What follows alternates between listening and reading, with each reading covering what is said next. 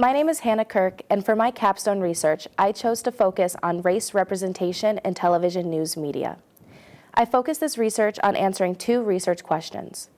The first is, how does the percentage of on-air professionals in television news media that are members of underrepresented groups compare to white on-air professionals? The second question is, how does overall representation of people of color in the media contribute to modern racism?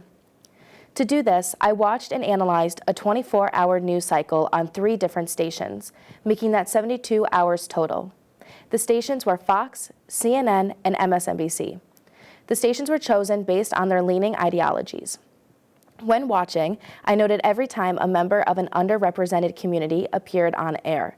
With that, I also narrowed it down to the number of appearances from underrepresented people, as well as the number of individual professionals of color. When doing prior research, I found a similar study conducted in 1990 that found 93% of stories were reported by white professionals, and another study from 2008 that found 77% of on-air reporters were white. In my study, I found that while 60% of those living in the United States are white, the study found that 88% of on-air professionals were white.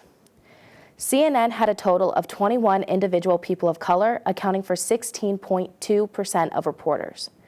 Fox had 9 individual reporters from underrepresented communities, accounting for 5% of their on-air professionals, and MSNBC had 22 individual professionals of color, accounting for 13.7% of professionals.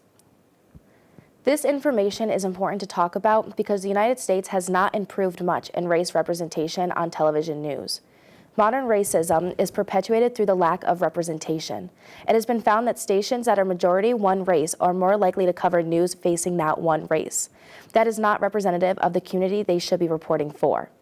The United States and our news outlets need to do better, and everyone, not just members of underrepresented communities, should be more educated and aware of this topic. Thank you.